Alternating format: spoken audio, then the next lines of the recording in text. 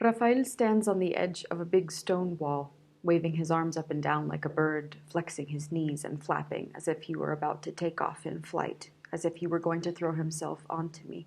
He talks and talks. Every time he leans forward, I'm sure he's about to fall. He plays, faints, regains his balance, beats his wings, teeters, threatens to fall yet again, then recenters himself. It's all training, he says. Control. It's something you have to learn. He flaps, swings his hips, keeps talking. You have to close your eyes, he says, bending his knees, closing them. I start to wonder how long the dance will last, what kind of tempo this is. The ritual is starting to bore me. Just as I'm about to go and leave him there, everything quickens. He lands beside me as lightly as he'd clambered up. This is Berkeley University, UC at Berkeley. I can see that. Later, we're at Maria and Roberto's apartment, sharing the bed with them, surrounded by rabbits. To the left, in a corner beside the window, is a pile of dirty clothes where our hosts rummage every morning in search of the least reeky garments. The room smells like old sweat and weed. When we wake up, we have to be careful not to step in the pools of urine the pets have left all over the floor, scattered excrement, food. Days later, little brown pellets start to appear in my clothes. The rabbits and their trails have taken over everything.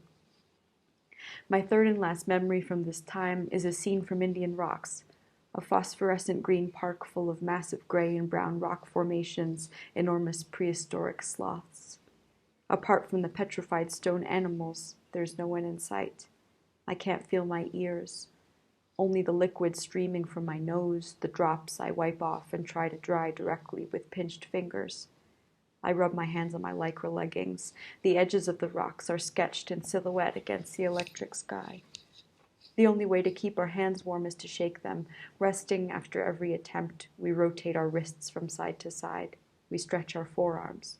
We stretch our fingers and palms, forming a downward lever with the other hand. My arms are numb.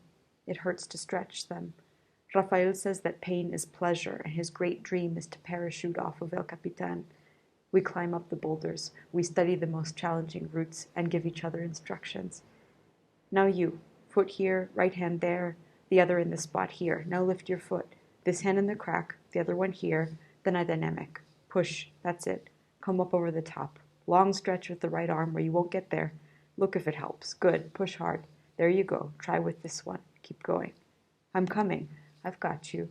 You've got me. Come on, don't hold back.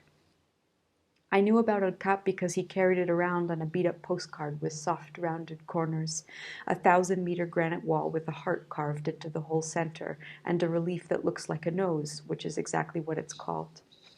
The radiant wall materializes in my memory, always posing the same questions. How can rock possibly reflect light that way? The relationship between truth and its exact moment of emergence.